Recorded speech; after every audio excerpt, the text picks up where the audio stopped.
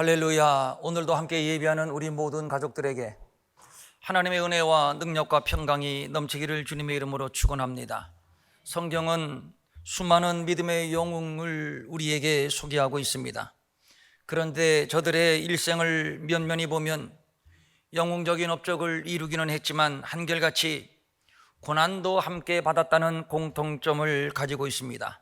노아 홍수 심판에서 자기의 8 식구는 구원을 받았지만 방주를 짓는 과정에서 얼마나 말 못할 고초가 있었는가를 짐작할 수가 있으며, 아브라함 믿음의 조상으로 모든 믿는 자들의 존경을 받기는 하지만 평안히 살던 고향과 친척과 아버지 집을 떠나 나왔고 흉년이 들어 애굽으로 피신한 적이 있었고, 또 애굽의 바로에게 아내를 빼앗길 뻔한 위기를 만난 적도 있었습니다. 야곱 장자권을 차지하기는 했지만 에서의 분노를 피하여 외삼촌 집에서 20년 동안 숨어 지냈고 그 과정에서 품삯을 10번씩이나 착취당했습니다. 사무엘 이스라엘의 왕정시대를 연 역사적인 인물이기는 하지만 어머니의 젖을 떼자마자 어머니와 생이별을 경험해야 했고, 다윗 이스라엘 역사에 전무후무한 전성기를 이룬 왕이지만 사울 왕이나 아들 압살롬의 반란으로 쫓겨다니기도 했고, 엘리야 하늘을 여닫으며 불을 내리고 또 비를 내리기도 한 능력의 선지자이지만 탈진하여 로뎀 나무 밑에서 나를 죽여달라고 하나님께 절망을 호소하기도 했습니다. 모세도 마찬가지지요. 어느 날 갑자기 나타나서 출애굽의 지도자가 된 것이 아닙니다. 광야에서 40년 동안 살인자로 도망살이 하면서 아무것도 할 수 없는 나이 80, 가을녘 떨어지는 낙엽 신세가 되었을 때 하나님의 부름을 받았습니다. 오늘 우리는 함께 요셉에 관한 말씀을 읽었습니다. 요셉은 히브리 청년으로 애굽의 노예로 팔려갔다가 2인자가 되어 총리가 된, 그래서 젊은이들이 가장 좋아하는 입지전적인 인물인데 그 스토리가 이것입니다. 요셉은 젊어서 꿈을 꾼 사람이었다. 그리고 마침내 꿈을 이루었다. 우리도 꿈을 꾸면 요셉처럼 꿈을 이룰 수 있을 것이다. 맞는 말입니다. 그러나 꼭 맞는 말은 아닙니다. 이스라엘의 영웅들 거의가 고난이라는 연단의 과정을 통과한 인물들이라고 말씀을 드렸는데, 요셉의 경우도 전형적으로 그런 사람입니다. 고난과 연단 없는 성공이나 복은 없습니다. 신약의 가장 위대한 사도로 일컫는 바울, 그에게도 말 못하는 아픔이 있었으니 육체의 가십니다. 말 못하는 신체의 핸디캡을 말하는 것인데, 그는 이렇게 고백합니다. 이는 나를 쳐서 너무 자만하지 않게 하려 하심이라. 불로소득은 없습니다. 만약에 불로소득을 말한다면 그것은 신앙의 왜곡입니다. 십자가 없는 부활이 없듯이 고난이 없는 영광, 연단이 없는 믿음도 없습니다. 창세기 49장은 야곱이 죽음을 앞두고 그의 12명의 아들들에게 남긴 예언적 성격의 유언입니다. 특별히 요셉에게 한 예언의 말씀이 이겁니다. 너는 샘 곁에 무성한 가지다. 그 가지가 담을 넘었다. 요셉의 인생의 전 과정을 알고 있는 우리로서는 이 말씀의 의미를 쉽게 이해할 수가 있습니다. 요셉은 형들에 의하여 애굽의 노예로 팔려갔고 보디발의 집에서 노예 생활을 하면서 나름대로 인정을 받으며 살만했는데, 그런데 주인 마님의 모함을 받아 감옥에 갇혔고, 감옥도 잡범이 수용되는 그런 감옥이 아니라 왕을 대적한 죄수들이 갇히는 감옥이었습니다. 그렇지만 결론적으로 요셉은 애굽이란 제국의 제2인자가 되었습니다. 2인자라지만 내막을 보면 권력은 막강했습니다. 창세기 41장 44절입니다. 나는 바로라 애굽 온 땅에서 네 허락 없이는 수족을 놀릴 자가 없으리라. 이 말은 요셉의 허락이 없이는 누구도 손발 하나 까딱 할 수 없다는 얘기인데, 애굽의 모든 행정은 요셉에 의해 결제된 후에 시행됐다는 의미입니다. 그런데 성경이 요셉에 관한 기사를 소개하는 것은 요셉이 애굽의 노예로 팔려갔다가 이렇게 성공했다라는 성공 신화를 알리고자 함이 아닙니다. 그 자리에 오르기까지 그의 모진 역정의 과정이 왜 필요했고, 그 과정에서 하나님이 어떻게 개입을 하셨는가, 왜 하나님께서 그를 총리라는 그 높은 자리까지 올리셨는가를 알리시기 위함입니다. 야곱이 예언한 바대로 요셉은 셈 곁에 무성한 가지입니다. 여기서 무성한 가지라고 하는 말은 열매가 무성한, 열매가 풍성한 가지라는 뜻입니다. 그러면 어떻게 무성한 가지가 될 수 있었는가요? 셈 곁에 있었기 때문입니다. 여기에서의 셈은 단순히 고여있는 물이 아니라 지하수가 지표면으로 분출된 셈을 말하는 것인데, 이것이 사막 가운데 있으면 오아시스입니다. 이 물은 마르지 않는 물입니다. 아무리 가물어도 솟아나는 물, 그래서 끊임없이 생명을 공급하는 젖줄입니다. 이런 셈을 시편 1편 3절은 이렇게 노래하고 있습니다. 그는 시냇가에 심은 나무가 저를 따라 열매를 맺으며 그 잎사귀가 마르지 아니함 같으니 그가 하는 모든 일이 형통함이로다. 이 물은 아무리 가물어도 저를 따라 열매를 맺게 합니다. 잎사귀조차 마르지 않습니다. 이를 시인은 그가 하는 모든 일에 형통이라고 외치고 있는 겁니다. 그러고 보니 성경은 요셉을 형통한 자로 소개하고 있습니다. 그 이유는 그는 셈 곁에 무성한 가지이기 때문입니다. 그러면 요셉은 어느 날 갑자기 로또가 당첨되듯 벼락 성공하여 형통한 자가 되었는가? 그게 아닙니다. 요셉의 일생 전 과정을 보면 고비고비 위기, 고비고비 위험이 참으로 많았습니다. 그런데 놀라운 사실은 고비고비 때마다 하나님께서 개입하셔서 그 위기, 그 위험에서 건져주셨고 그때마다 형통케 하셨다는 사실입니다. 바로 이것입니다. 우리 그리스도인들은 금수저, 흙수저를 논하거나 벼락 성공을 기대하는 자들이 아닙니다. 흙수저가 아니라도 괜찮고 벼락 성공이 아니어도 괜찮습니다. 고비고비의 인생 환난을 만날 때마다 경험하는 하나님의 은혜와 형통만 있으면 됩니다. 그것이 요셉이 경험한 셈 곁에 무성한 가지입니다. 요셉은 야곱의 12 아들들 가운데 11번째 아들입니다. 그런데 다른 형제들보다 유난히 아버지의 사랑을 독차지했고 이로 인해서 형들의 미움과 시기를 샀습니다. 어느 날 형제들이 먼 곳에 가서 양을 치고 있을 때 요셉은 아버지의 심부름으로 형들을 찾아갔고, 그때 형들은 요셉을 발견하자마자 평소에 고깝지 않은 감정이 폭발해서 죽일 음모를 꾸밉니다. 그를 죽여 구덩이에 던지자 아버지에게는 악한 짐승이 잡아먹었다고 하면 될 것이 아닌가.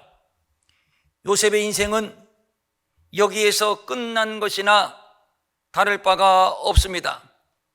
아무도 보는이 없는 들판입니다. 반항해도 소용이 없습니다. 꼼짝없이 죽은 인생입니다. 그러나 이때 하나님의 형통케 하심이 나타납니다. 제일 맏형인 루벤이 한마디 합니다. 형제들아, 피 흘려 죽일 것까지야 뭐가 있는가? 그의 생명만은 해치지 말고 그냥 저 깊은 웅덩이에 던져놓고 가자. 루벤의 제안에 요셉은 천재이루로 목숨만은 부지하게 됩니다. 그래서 그를 잡아 구덩이에 던집니다. 그런데 이 구덩이는 정확히 말하면 우물입니다. 팔레스틴은 물이 귀하기 때문에 군데군데 빗물을 저장하기 위해서 웅덩이를 파놓았는데 바로 그 우물입니다. 더구나 당시 우물의 모양은 입구는 좁고 그 안은 넓어서 사람이 한번 빠지게 되면 스스로 빠져나오기가 매우 어려운 구조로 되어 있습니다. 이런 웅덩이에 던짐을 받았습니다. 그러니까 당장 죽음을 면했지만 죽는 것은 시간 문제입니다. 죽음의 고통을 더 오랫동안 지속할 뿐입니다. 우물이니만큼 영락없이 물에 빠져 죽는 것이지요. 그런데 창세기 37장 24절입니다.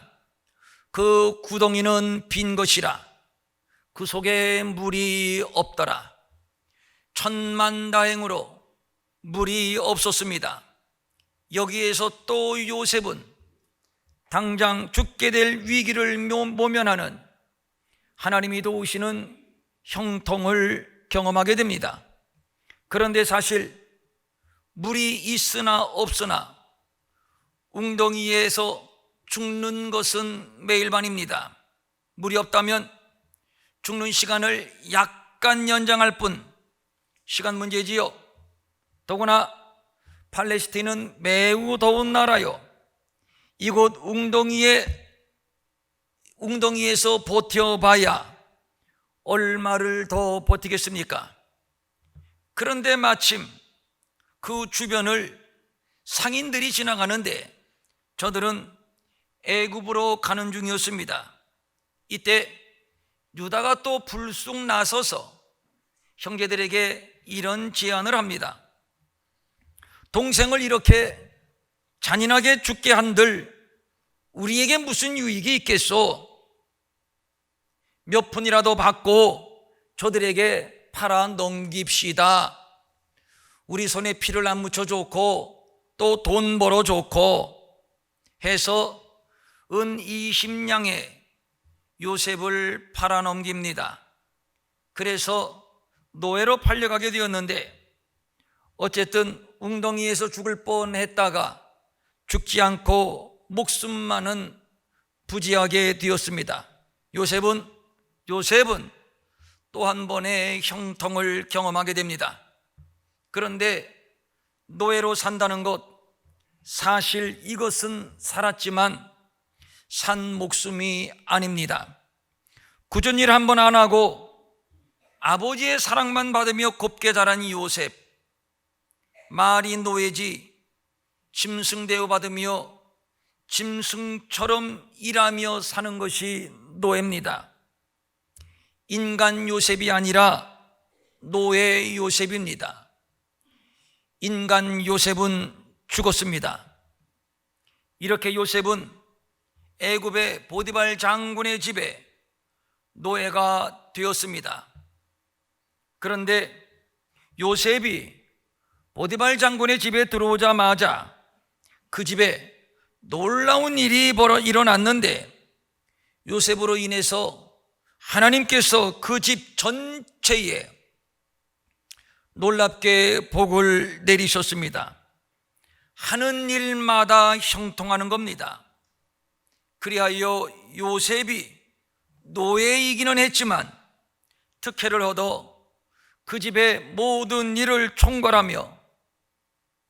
총괄할 수 있는 위치에 서게 되었고, 그러니까 나름대로 대접을 받으며 형통한 삶을 살게 되었습니다. 구사일생 죽었던 요셉이 다시 살게 되었다는 얘기입니다. 그런데 살만할 때 또 불행한 일이 닥칩니다. 요셉은 젊기도 했지만 용모가 빼어나고 아름다웠습니다. 집주인이 외출한 사이에 주인 마님이 날마다 요셉을 유혹합니다. 그러나 요셉은 하나님을 섬기는 경건한 사람이었습니다. 마님을 대하는 요셉의 태도는 일관되었습니다. 창세기 39장 10절입니다. 여인이 날마다 요셉에게 청하였으나 요셉이 듣지 아니하여 동침하지 아니할 뿐더러 함께 있지도 아니하니라. 아주 단호했습니다. 그런데 어느 날이었습니다. 그날도 역시 마님이 요셉의 옷을 붙잡고 늘어집니다. 여느 날과는 달리 그날은 아주 강력했고 집요했습니다. 따라서 요셉도 강력하게 뿌리칠 수밖에 없었는데 붙잡은 옷을 그냥 벗어버리고 도망을 갔습니다. 마님은 분에 못 이겨 벗어놓은 옷을 증거로 삼아 요셉이 자기를 겁탈하려 했다고 누명을 씌웁니다. 억울한 일입니다. 요셉은 졸지에 언감생심, 주인 마님을 성폭행한 죄인이 된 것인데, 그런데 단순 잡범이 아닌 왕의 죄수를 가두는 감옥에 갇히게 됩니다. 이것은 아주 이례적인 일입니다. 이것은 왕을 대적한 죄와 같은 형량을 선고받았다는 얘기지요. 요즘 형량으로 우리가 단순히 예상을 한다면 아마 무기징역 내지는 사형일 것입니다. 누명을 쓴 것도 억울한데 중형을 선고받았으니 요셉으로서는 완전 절망입니다. 죽은 몸이나 다를 바가 없습니다. 이곳에서 나가지 못할 것입니다. 죽게 될지도 모릅니다. 그런데 이곳에서도 하나님은 요셉과 함께 하시어서 간수장의 신임을 받게 했고 옥중 죄수를 맡아 관리하는 업무를 수행하게 됩니다. 여기서도 역시 요셉은 하나님의 은혜의 형통을 경험하게 됩니다. 그런데 어느 날 함께 감옥에 있던 죄수 중 하나에게 꿈을 해몽해 주는데 그는 왕의 술시중을 드는 관원장이었습니다. 당신은 이제 곧 석방이 되어서 다시 복직하게 될 것이라는 내용입니다. 그러면서 요셉이 그 관원장에게 한 가지 당부를 합니다. 당신이 내 말대로 석방이 되고 복직을 하게 된다면 왕에게 나의 억울함을 상신해 주어서 석방시켜 달라는 것이었습니다.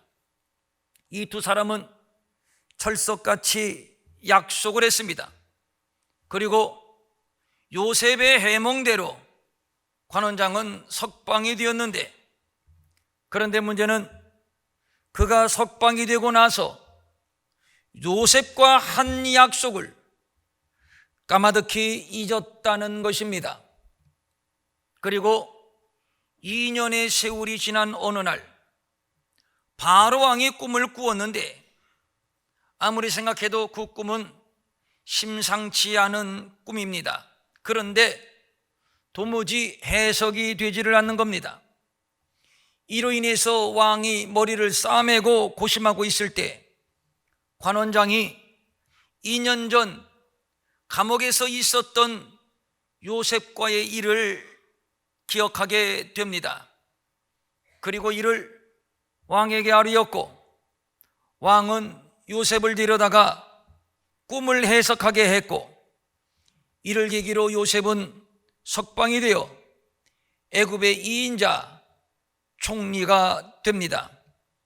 이것이 전체적인 요셉의 스토리인데 여기에서 우리는 하나님께서 은혜로 주시는 형통이 무엇인가를 다시 생각하게 됩니다. 고난이 없어지는 것이 아닙니다. 고난의 연속입니다. 그런데 놀라운 사실은 고난의 고비 때마다 하나님은 언제나 형통케 하셨고 그 형통은 로또 같은 벼락출세 성공이 아니라 총리가 되는 과정이었다는 사실입니다. 이것을 본문은 샘 곁에 무성한 가지라는 비유를 들어 설명해 주고 있습니다. 마를 것 같지만 마르지 않는 샘, 꺾일 듯 하면서도 꺾이지 않고 무성한 열매를 맺는, 그래서 이를 샘 곁에 무성한 가지, 즉 하나님의 은혜의 형통이라고 하는데 이를 에레미야는 이렇게 말합니다. 물은 여호와를 의지하며 여호와를 의뢰하는 그 사람은 복을 받을 것이라. 그는 물가에 심겨진 나무가 그 뿌리를 강변에 뻗치고 더위가 올지라도 두려워하지 아니하며 그 잎이 청청하며 가무는 해에도 걱정이 없고 결실이 그치지 아니함 같으리라. 요셉이 관원장의 꿈을 해몽해 주고 신신당부합니다. 당신이 석방이 되면 내 억울함을 꼭 왕에게 상신해 주소. 그런데 그가 석방이 되고 2년 동안, 자그마치 2년 동안 요셉과의 한 약속을 잊었습니다. 잊을 게 따로 있지. 어떻게 이런 약속을 잊고 어떻게 이런 은혜를 잊는단 말입니까? 요셉이 감옥에서 2년을 더 버티면서 얼마나 섭섭했고 얼마나 참담했고 또 누명을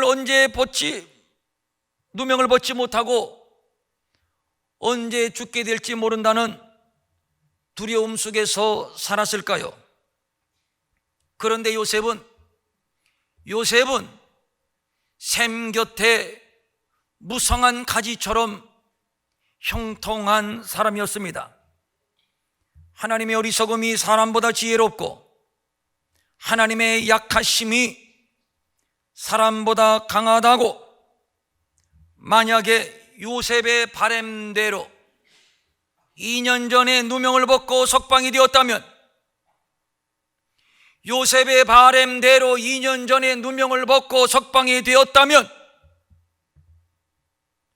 석방이 되었어도 그는 여전히 노예입니다. 보디발 장군의 집으로 다시 컴백하든지 아니면 다른 사람의 집에 팔려 더 혹독한 노예 생활을 하든지, 어쨌든 미운 털이 박혔으니 이전보다 더 혹독하게 일하는 노예 신세를 면할 수 없었을 겁니다. 당시 노예는 대물림이고 한 번 노예는 영원한 노예입니다. 요셉이 한마디 억울하다고 변명도 못하고 누명을 쓰고 감옥에 갇힐 수밖에 없었던 것은 그가 노예였기 때문입니다. 노예에게 무슨 인권이 있고 무슨 억울함이 있습니까? 너는 강간범이야 하면 그 말이 떨어지는 순간 강간범이 되는 겁니다. 노예 따위에게 변명은 통하지 않습니다. 하여 감옥에 갇힐 수밖에 없었던 건데, 그런데 왕을 대적한 중죄인이 갇히는 바로 그 감옥에 갇혔으니 이것은 분명 불행 중 불행입니다. 그런데 불행이 아니라 오히려 다행이었고 하나님이 인도하시는 형통의 손길이었습니다. 그곳에서 왕의 술 맡은 관원장을 만나게 되었고 이것이 계기가 되어 누명을 벗고 석방될 수 있었기 때문입니다. 그런데 또 중요한 것은 요셉의 원대로 2년 전에 누명을 벗어 석방이 되었다면, 석방은 되었지만 여전히 노예지요. 무슨 얘기입니까? 인간이 생각하는 최상의 형통은, 인간이 생각하는 최상의 형통은 그래봐야 여전히 노예입니다. 억울함이 풀리는 것 같지만, 그래서 순간은 통쾌하고 뜻을 이룬 것 같지만 감옥 문을 나서는 순간 또다시 노예일 수밖에 없습니다. 내 뜻대로 안 된다고요? 왜 나를 하나님은 기억하지 않는다고요? 억울하다고요? 내 뜻대로 돼봐야 노예요. 사람이 나를 기억해봐야, 사람이 내 말을 기억하고 은혜를 베풀어 봐야 역시 노예일 뿐입니다. 그러나 샘 곁에 무성한 가지의 형통은 아직 억울하고 아직 깜깜하고 아직 희망이 보이지 않는 것 같아도 하나님의 정하신 때가 되면 석방이요, 때가 되면 신분은 바뀌고 총리가 되는 것입니다. 이걸 누가 상상할 수 있습니까? 그런데 또 중요한 것이 있습니다. 여기에서 총리는 단순한 직책을 말하는 것이 아닙니다. 단순히 총리가 됐다, 높은 자리에 올랐다, 거기까지라면 그것이야말로 기복주의, 세속 종교와 다를 바 없습니다. 샘 곁에 무성한 가지는 그 가지가 담을 넘습니다. 즉, 이 형통은 나만을 위한 형통이 아니라는 얘기입니다. 너를 위한 형통이요, 모든 이들을 위한 형통이요, 하나님의 뜻, 하나님의 섭리, 하나님의 영광을 위한 형통이라는 사실입니다. 담장 밖에 오가는 모든 이들의 형통, 풍성을 말하는 것입니다.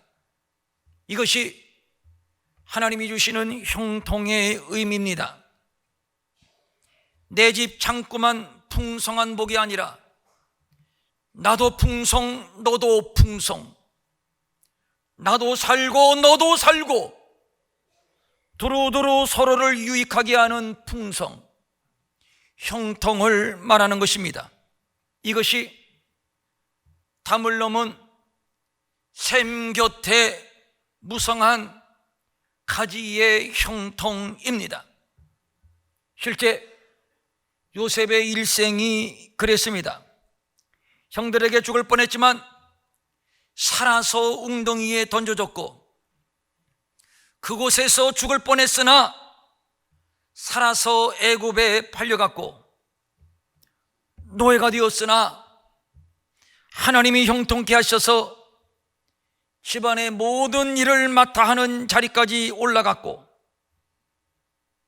누명을 쓰고 감옥에 갇혔으나 그곳에서 신뢰를 얻어 다른 죄수들을 관리하는 자리에 앉게 되었고, 당장 누명을 벗고 석방되지는 못했지만 후에 총리가 되어 가족을 살리고 나라를 살리고 하나님의 뜻을 이루게 되었으니, 이것이 하나님의 은혜의 형통을 누리는 자의 축복이 되는 것입니다.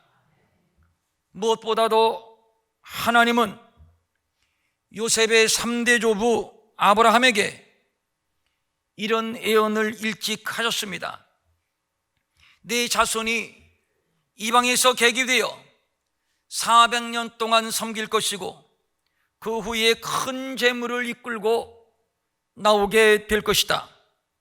이 예언이 요셉이 총리가 됨으로 인해서 이루어졌는데, 요셉이 먼저 애굽에 들어갔고 그 후에 그의 가족들이 들어왔고, 예언의 말씀대로 그 땅에서 400년 이상 객으로 살다가 모세를 통해 큰 재물을 이끌고 출애굽하게 되었습니다.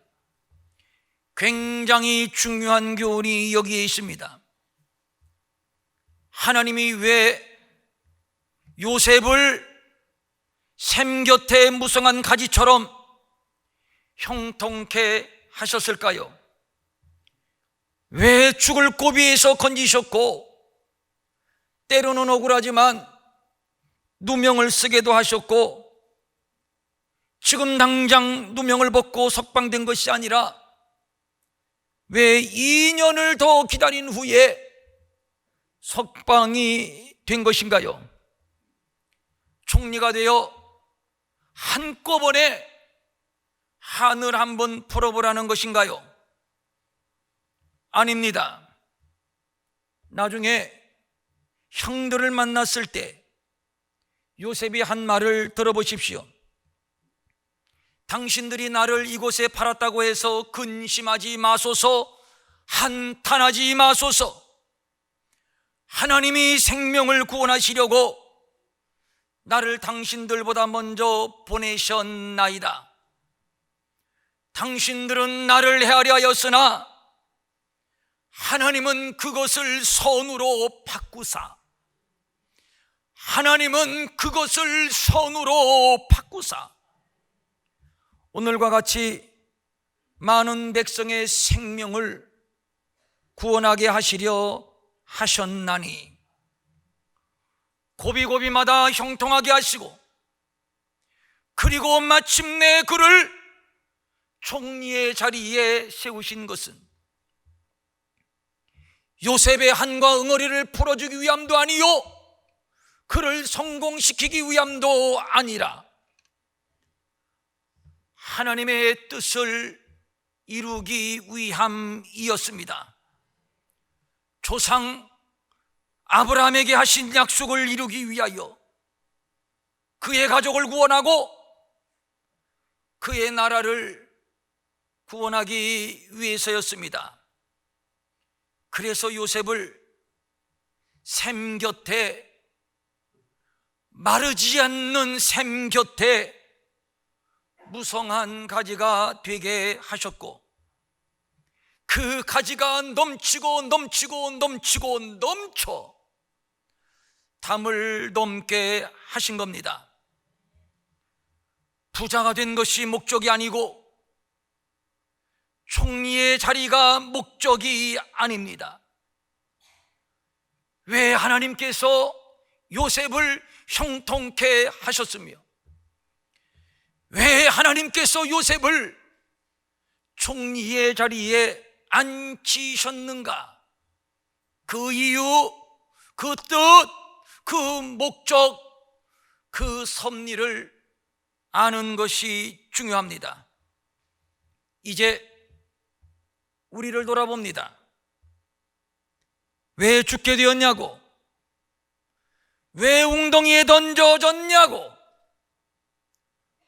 왜 노예가 되었으며 왜 감옥에 갇혔냐고? 왜 2년을 더 기다려야 했냐고? 불평할 때가 참으로 많이 있습니다. 우리는 그날그날 임시방편으로 사는 자들이 아닙니다.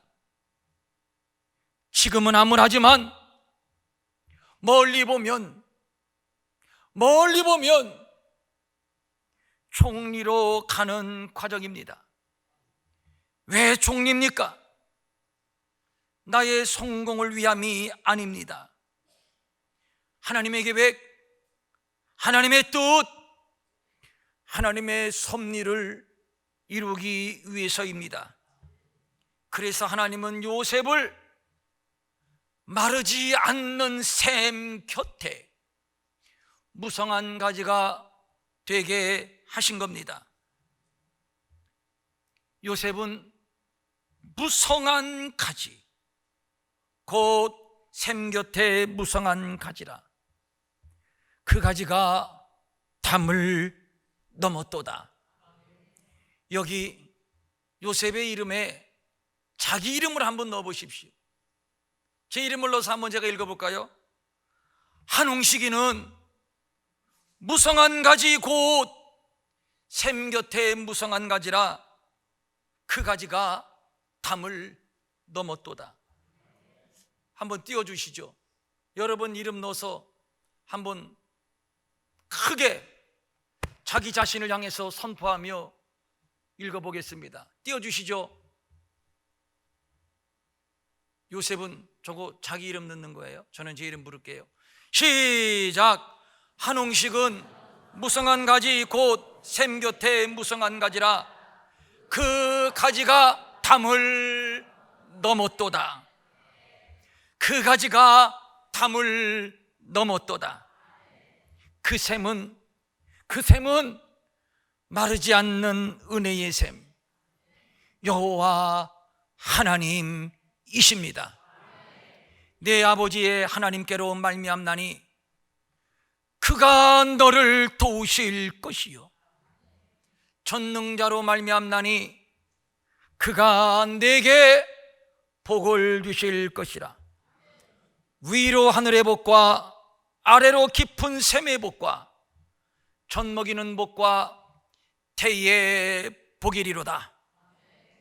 장차 우리를 통해서 이루실 하나님의 큰 일을 기대하면서 믿음으로 인내하는 가운데 요셉과 같이 큰 샘 곁에 무성한 가지처럼 풍성하고 풍성해서 그 가지가 담을 훌쩍 넘어 이웃과 열방을 풍성케 하고 저들을 섬기는 복된 우리 모든 성도들, 우리 일회교회 될 수 있기를 축원합니다. 저는 우리나라가 이런 나라가 될 수 있으면 좋겠어요. 마르지 않는 샘물, 여호와 하나님께 심겨진 대한민국.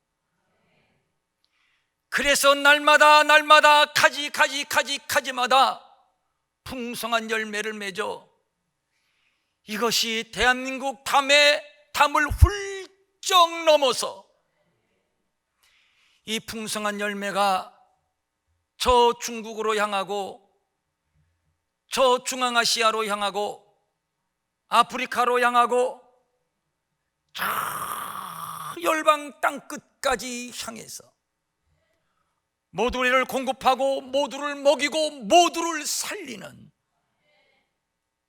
모두를 살리는 우리 조국 대한민국 한국교회 될 수 있기를 간절히 소원하며 주님의 이름으로 축원합니다. 여러분은 마르지 않는 샘인 여호와께 심겨진 인생입니까? 아멘. 일어나셔서 찬송합니다.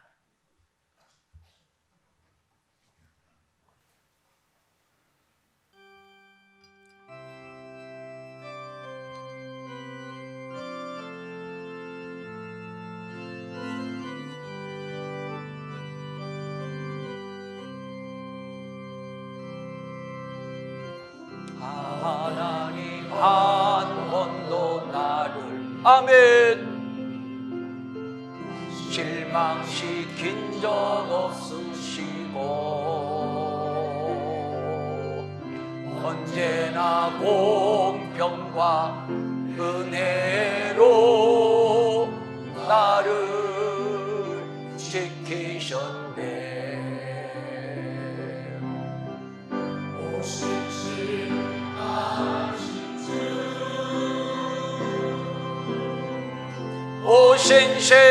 오신실하신 주 내 너를 떠나지도 않으리라 내 너를 버리지도 않으리라 약속하셨던 주님 그 약속을 지키사 이후로도 영원토록 나를 지키시리라 확신하네. 지나온 모든 세월들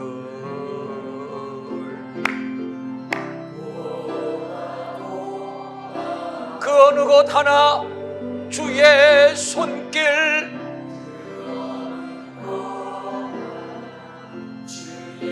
안 미친 것 전혀 없네.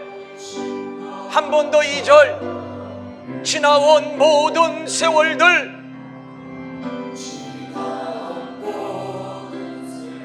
돌아보아도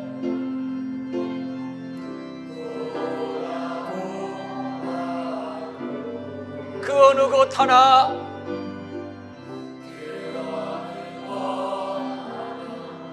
주의 손길 안 미친 것 전혀 아멘.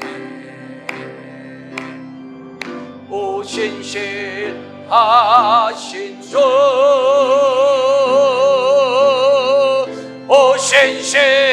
오신실하신 주 내 너를 떠나지도 않으리라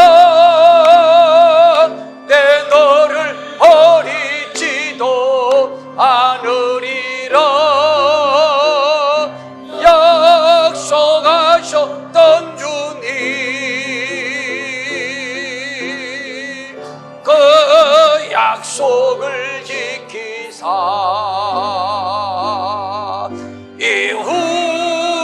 이후로도 영원토록 나를 지키시리라 확신하네. 이후로도 영원토록 나는 형통하리라 확신하네. 한 번 더 이후로도 나는 형통하리라 나는 형통하리라 확신하네.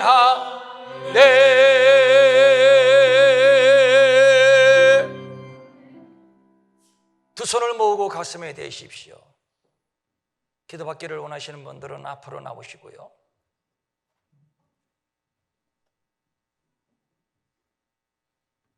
한꺼번에 점프해서 총리가 되는 것이 아닙니다. 한꺼번에 점프해서 로또가 당첨되고 일확천금, 일확성공하는 것이 아니지요.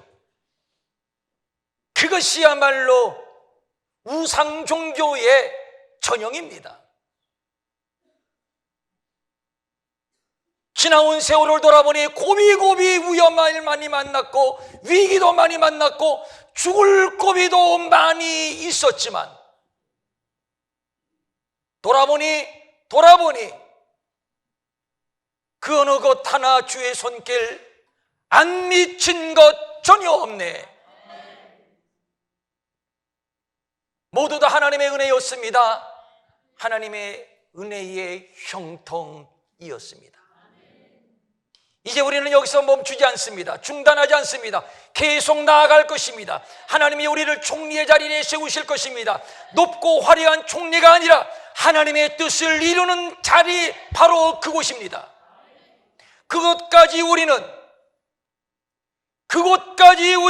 요셉처럼 오직 신실하게, 오직 성실하게, 오직 정직하게, 오직 의롭게, 오직 믿음으로 이 길을 걸어갈 것입니다. 성령님, 이 시간 임하시옵소서. 우리 모두에게 기름을 부어 주시옵소서. 지나온 세월을 돌아보아라. 너를 돕는 내 손길이 미치지 않았던 때가 어느 때에 있었던가. 우리에게 깊은 깨달음을 주시옵소서. 깨달음을 주시옵소서. 우리의 인생을 주님께 맡깁니다. 성령이여 붙잡아 주시고 우리의 인생을 주님 앞에 맡깁니다. 우리의 길을 의의 길, 믿음의 길, 승리의 길로 인도하소서. 우리의 인생을 주님께 맡깁니다. 영광 받아 주시옵소서.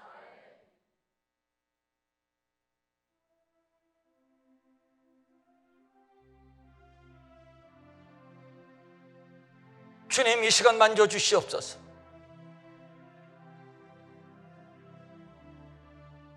확신이 필요한 자에게 확신을 주시고 소망이 필요한 자에게 소망이 주시고 치유가 필요한 자에게 치유를 주시고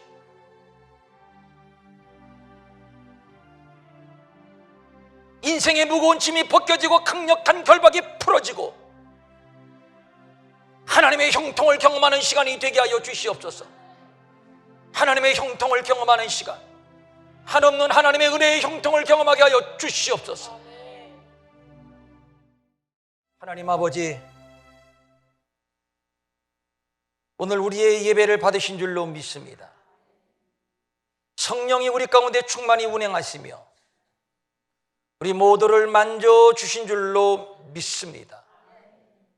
이 시간 깊은 깨달음이 있는 자가 있습니다. 그 깨달음에 변화를 주시고 열매를 주시옵소서.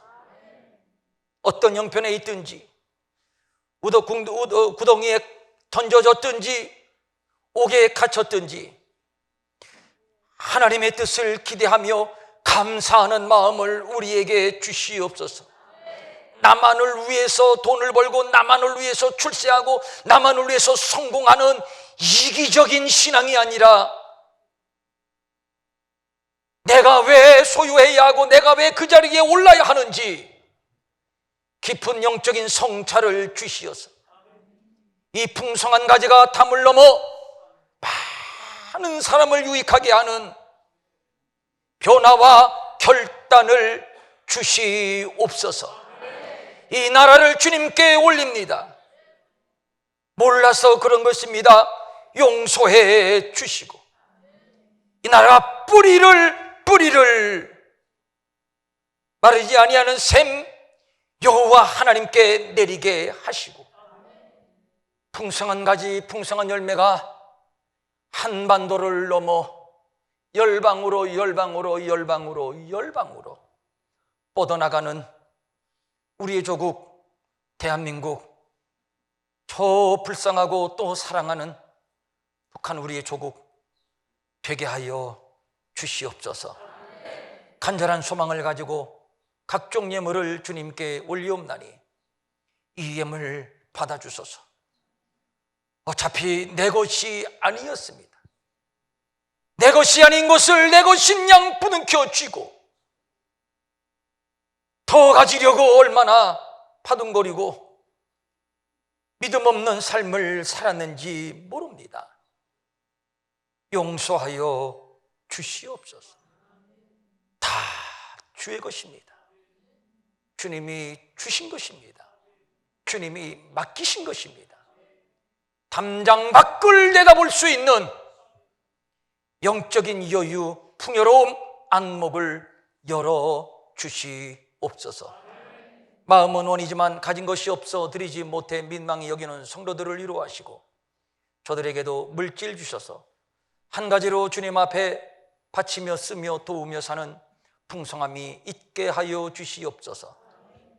이제는 우리 주 예수 그리스도의 은혜와 하나님 아버지의 무한하신 사랑과 성령님의 감화 감동과 위로와 안위와 능력과 평강이 감사하며 믿음의 길을 걸어가는 모든 성도들 머리 위에 영원히 함께 하옵시기를 간절히 축원하옵나이다. 아멘.